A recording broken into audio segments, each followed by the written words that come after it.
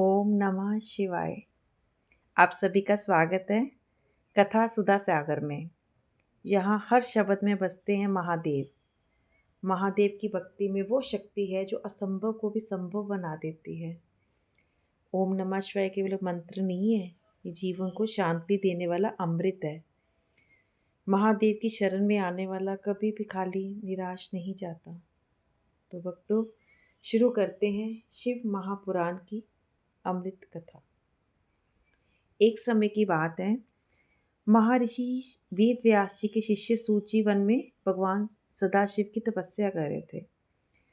तो उन्हीं दिनों शौनकादि ऋषि भी उस वन से होकर निकलते हैं। तो सूत जी को देखकर प्रणाम करते हुए कहते हैं कि हे सूत जी, हमारा परम सौभाग्य कि आज आपके दर्शन हुए। तो आपके जब दर्शन हुए हैं तो हमें भगवान शिव के बारे में जानने की जिज्ञासा हो रही है।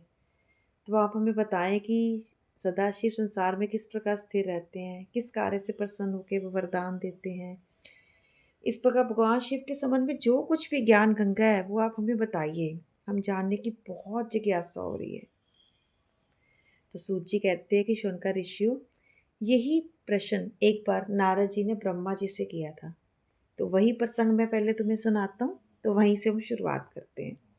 तो एक समय नारद जी हिमालय पर्वत पर बहुत कठिन तपस्या कर रहे थे। इतनी कठिन तपस्या कि इंद्र भी भयभीत हो गए कि अब ये तपस्या से मेरा इंद्रासन ले लेंगे। तो इंद्र ने भयभीत होकर कामदेव के पास गए। तो कामदेव से बोले कि कामदेव, तुम मेरे मित्र हो, मेरी सहायता करो। नारद बहुत कठिन तपस्या करें इंद्रासन के लिए, तो उनकी तपस्या भंग कर दो। तो कामदेव तो इंद्र के मित्र थे, उनकी बात माननी थी। वो चले गए नारद जी के पास तपस्या भंग करने। अब वहाँ जाके उन्होंने अपनी माया फैला दी, रंग बिरंगे फूल खुशबुओं वाले सब लगा दिए, चारों तरफ अपनी माया कर दी। लेकिन नारद जी पे कोई उसका प्रभाव नहीं पड़ रहा था।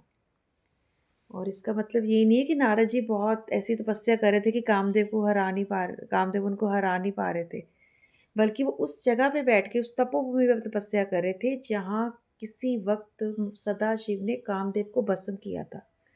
और जब दोबारा कामदेव को जीवित किया था ना, तो उसे एक वर दिया था कि तुम अपनी जो माया है ना, सारे संसार में फैला सकते हो, कहीं भी उसका असर डाल सकते हो, लेकिन इस जगह पे उसका प्रभाव नहीं पड़ेगा। तो कामदेव भी ये बात अब नहीं जानते थे और नारद जी तपस्या में लीन थे। तो बेचारे कामदेव तो हार गए प्रयत्न कर करके। तो नारद जी को तो विचलित कर नहीं सके। वो वापस इंद्र के पास गए और सारा वृत्तांत बोल दिया। भी मैंने तो बड़ी कोशिश की है, लेकिन मैं नारद जी की तपस्या को भंग नहीं कर सका। अब तपस्या पूर्ण हुई तो नारद जी भी जाग गए। नारद जी जब अपनी तपस्या से जागे तो योग से उन्होंने अपना दृष्टि से ज्ञात किया कि ये जो मैंने तपस्या कर रहे थे तो कामदेव जी आए थे और पराजित होकर चले गए हैं। अब नारद जी को लगा जी उन्होंने तो तपस्या से इतनी शक्ति प्राप्त कर ली है कि उन्होंने तो कामदेव को हरा दिया। तो अब वो नारद जी बड़े खुश। वो कहते हैं अब मैं सबको जाके बताऊंगा। और वो ये तो जान नहीं पाए कि वो उस तपोभूमि पे कर रहे थे तो वो उस वजह से हुआ है। वो तो अपने पे लेके बैठ गए कि मैंने कामदेव को हराया है। अब वो गए शिव जी के पास जल्दी जल्दी से और शिव जी को बोलते, शिव जी मैंने तो कामदेव को हरा दिया तपस्या करते हुए। अब शिव जी तो सर्वज्ञानी है, वो तो सब जानने वाले हैं। तो उन्होंने नारद को सिर्फ इतना कहा कि नारद जी, आप ये बात मुझे तो बोल दी, अब इसको गुप्त रखना है, अब इसको अपने किसी को नहीं बोलना आगे। तो क्योंकि कामदेव को हराना नहीं हरा सकते कोई भी, तो आप इस बात को अब यहीं पे ख़त्म कर दीजिए। अब नारद जी को तो अच्छा नहीं लगा। वो कहते मेरी तो इतनी अच्छी बात मैंने की और मैं कैसे इसको, मैं तो इसको साथ सबको बताऊंगा। वो चले गए ब्रह्मा जी के पास। अब ब्रह्मा जी को जाके बोला कि देखो जी, ऐसे मैंने तपस्या की है और मैंने तो ये सारा कुछ हरा दिया कामदेव जी को। अब ब्रह्मा जी ने उनको बोला कि ये बात ना यहीं बंद कर दो, ये अब अहं बात आगे कहीं नहीं जानी। बहुत समझाया उन्होंने ब्रह्मा जी ने। नारद जी को उनकी बातें भी अच्छी नहीं लगे। वो विष्णु जी के पास जाकर अपनी विजय गाथा सुनाने लगे। अब विष्णु जी भी तो सर्वज्ञ हैं, वो भी जानते हैं। उन्होंने देखा कि ये सदाशिव के पास भी हुए हैं, उन्होंने भी समझाया है, नहीं समझे तो ये फिर शिव इच्छा ही है। तो अब मैं इनको कुछ नहीं कहूँगा, अब इनको ऐसे ही जाने देते हैं। तो उन्होंने बोला कि नारद जी, आप ना ब्रह्मचारी हैं ना, तो आप पे कामदेव कैसे प्रभाव कर सकता है। अब विष्णु जी की बातें सुनकर अब तो नारद जी और हो गए, लो जी मैं तो कामदेव को हरा के आ गया। अब वो अहंकार बहुत बढ़ गया उनका। अब माँ सदाशिव ने सोचा कि नारद जी का अहंकार अब दूर कर देना चाहिए। ये तो सुन ही नहीं रहे किसी की बात। अब इनको किसी और तरीके से इनका अहंकार दूर करना पड़ेगा, क्योंकि समझा के तो कहते मैं उन्होंने भी देख लिया, शिव सदाशिव ने, ब्रह्मा जी ने भी समझा लिए। अब वो किसी की सुन तो रहे ही नहीं है। तो उन्होंने क्या किया, जिस मार्ग से वो जा रहे थे ना नारद जी, वहाँ पे इन्होंने बहुत सुंदर नगरी बसा दी। वहाँ एक राजा भी आ गया और उसकी कन्या इतनी सुंदर थी कि सबसे सुंदर थी कन्या उनकी, और सब जगह उसके चर्चे थे कि उस कन्या का स्वयंवर आ गया। अब पता नहीं किस भाग्यवान के पास वो कन्या जाएगी विवाह करके। नारद जी को उत्सुकता हो गई। कहते हैं मैंने तो कामदेव को भी जीत लिया, मैं बहुत अब हो गया हूँ, मैं भी देखता हूँ उस कन्या को जाकर कि कौन सी कन्या है जिसके इतने चर्चे हैं। वो चले गए राजा के दरबार में। राजा ने उनको स्वागत किया, आदर सत्कार किया और बिठाया आसन पे, और कन्या को भी बुलाया कि प्रणाम करो, नारद जी आए हैं, उनका आशीर्वाद लो। तो नारद जी ने जब उस कन्या का भाग्य देखा तो उन्होंने देखा कि ये तो कन्या बहुत ही भाग्यशाली है, जिससे भी इसका विवाह होगा वो तो अमर होकर अक्षय कीर्ति को प्राप्त करेगा। अब ये सोचते सोचते नारद जी आ गए उस सभा से, दरबार से बाहर आ गए। अब वो सोचते जब इस कन्या से तो मैं ही करूँगा विवाह, क्योंकि इसके मैं तो इससे अक्षय कीर्ति को प्राप्त हो जाऊँगा। अब वो कहते हैं अब वो कन्या तो बहुत सुंदर है, उसके लिए तो बहुत सुंदर भी होना पड़ेगा। अब क्या किया जाए?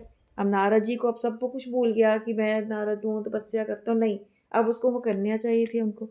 इतनी ज़्यादा मगन हो गए उस कन्या के ध्यान में कि वहीं रास्ते में ही वो ध्यान लगा के बैठ गए कि विष्णु जी आइए आइए और कुछ ऐसा कीजिए वो कन्या उनसे, नारद जी से शादी कर ले, विवाह कर ले। अब विष्णु जी आए, प्रकट हुए। तो विष्णु जी को नारद जी ने सारी बात बताई भी ऐसे ऐसे एक सुंदर कन्या है, तो उससे स्वयंवर हो रहा है, तो ऐसा रूप दीजिए कि वो उनसे विवाह करने के लिए तैयार हो जाए। अब विष्णु जी ने कहा कि जो नारद जी आपके हित में होगा मैं वही आपको देता हूँ। तो नारद जी को बात, उनके वचन समझ नहीं आए। वो समझे कि ना विष्णु जी ने उनको वरदान दे दिया। अब वो चले गए सभा में, बैठ गए जाके। सभा में बैठे तो वो राजकन्या भी आ गई। ये बार बार आगे गर्दन कर कर के देखें कि अभी राजकन्या उनको कर ले, ऐसे क्यों इतना वक्त जाया कर रही है सबके पास जाके। धीरे धीरे राजकन्या उनके पास भी आ गई। उनको उनका मुख ना एक्चुअली विष्णु जी ने बंदर का बना दिया था। शरीर तो उनका विष्णु का बना दिया, लेकिन मुख बंदर का दे दिया था। और उस सभा में ना शिव जी के 2 गण भी ब्राह्मण के रूप में आके बैठ गए थे। वो बार-बार ना नारद जी को बोलते जाएँ, आप तो बहुत सुंदर हो, सबसे सुंदर लग रहे हो, इसमें आपको कन्या वरण कर लेगी अब तो आज। कन्या जैसे ही आई नारद जी के पास, उनको देखकर, उनका मुख देखकर वो आगे निकल गई। तो नारद जी बड़े निराश हुए, वो उठ के कन्या के आगे-पीछे डोलने लग पड़े, सब देखकर हँस रहे थे। तो इतने में विष्णु जी आए और कन्या ने उनके गले में वो जयमाला डाल दी और विष्णु जी के साथ उनका विवाह हो गया। अब नारद जी की निराशा बहुत बढ़ गई। तो वो जो शिव जी के गण ब्राह्मण रूप में थे, वो कहते जाओ अपना मुख तो देखो आप, कि क्यों नहीं आपको वरण किया, आप तो इतने सुंदर लग रहे थे। जैसे ही उन्होंने अपना मुख तालाब में जाकर देखा तो उन्होंने देखा जो बंदर का मुख है, ये तो शरीर ही विष्णु में है, मुख तो बंदर का है। तो वो बड़े गुस्सा हो गए, उन्होंने शिव गणों को वहीं श्राप दे दिया। और आगे जाके जो विष्णु वहाँ से कन्या को लेके जा रहे थे उनको भी श्राप दे दिया कि तुम भी ना स्त्री वियोग में वन वन भटको और तुम्हें उन्हीं वानरों से सहायता लेनी पड़े जिस वानर जगह तुमने मुझे मेरा मुख बनाया है। अब इसके बाद सदाशिव ने अपनी माया जैसे ही हटाई तो नारद जी तो घबरा गए। नारद जी कहते भी ये मैंने क्या कर दिया, ये तो मैंने विष्णु भगवान को जो मेरे आराध्य हैं, मेरे भगवान हैं, उनको श्राप दे दिए। तो विष्णु जी कहते कि ये सब इसलिए हुआ है कि तुमने शिव जी की आज्ञा का अवज्ञा की थी, उनकी आज्ञा की, क्योंकि शिव जी ने आपको रोका था कि आप जो अपने आप गुणगान करी जा रहे हैं तपस्या का, कामदेव का, उसको मत कीजिए। लेकिन आपने नहीं सुना, आप शिव जी से होकर ब्रह्मा जी के पास चले गए, ब्रह्मा जी से होते हुए आप मेरे पास आके गुणगान करने लगे। और वो उचित नहीं था। अब सदाशिव की तपस्या करो, उनको प्रसन्न करो। इतना कह के शिव विष्णु जी तो अंतर्ध्यान हो गए। सदा अब नारद जी चले जा रहे थे मार्ग में सदाशिव के पास जाने के लिए। फिर वही उनको 2 मिले वो शिव के गण। तो उन्होंने अब उनसे क्षमा याचना की और उनको बोला कि उनकी बुद्धि भ्रष्ट हो गई थी। शिव सदाशिव की माया तो अपरंपार है, अब शाप तो खंडित नहीं हो सकता। तो नारद जी ने कहा मैं तुम दोनों को ये वरदान देता हूँ अब कि तुम दोनों भाई धरती पे बहुत प्रतापी होंगे और संपूर्ण सृष्टि पे विजय प्राप्त कर लोगे, और अंत में वानर और मनुष्यों के द्वारा ही तुम्हारी मनुष्य के द्वारा तुम्हारी मुक्ति हो जाएगी। तो अब नारद जी को पता चल गया कि भक्ति करना तो बहुत अच्छी बात है, लेकिन भक्ति में कभी भी अहंकार को नहीं लाना चाहिए। जहाँ अहंकार आ गया वहाँ भक्ति धूमिल हो जाती है। तो जो भक्ति भी हमारे अंदर आज जाग रही है या हमें कभी भी हमने की है ना, तो वो हमें उस भगवान की कृपा से प्राप्त हुई है। हो सकता है हमारे इस जन्म के अच्छे कर्म हो जो हमें भगवान की भक्ति करने मिली है, हमारे पिछले जन्म का कोई पुण्य हो, हम कर पा रहे हैं।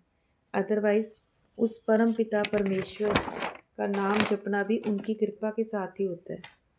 हम प्राणी मात्र हैं, तो भगवान का नाम जाप हमेशा करना चाहिए, लेकिन ये कभी अहंकार नहीं करना चाहिए कि हम उस नाम को जप रहे हैं। हम उस नाम को नहीं जप रहे, प्रभु की कृपा हुई है तो हम वो अपना नाम जपा रहे हैं।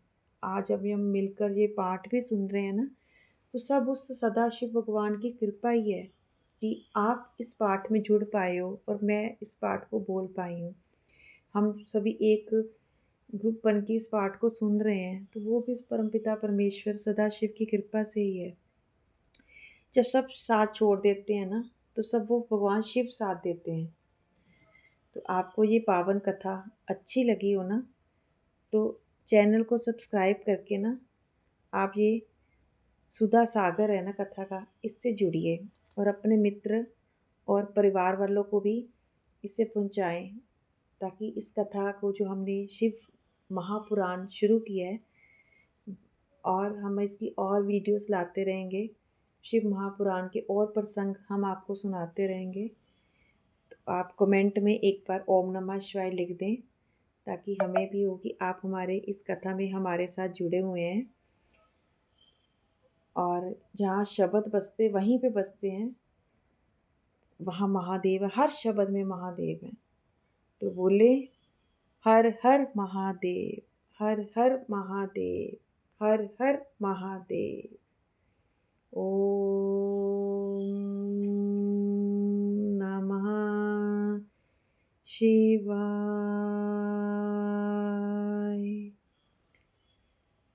ओम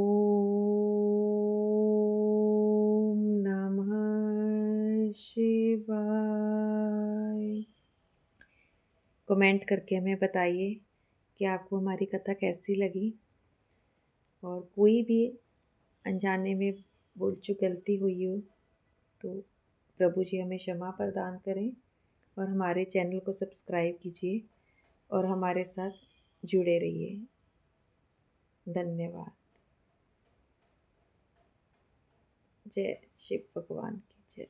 ओम नमः शिवाय। ओम नमः शिवाय।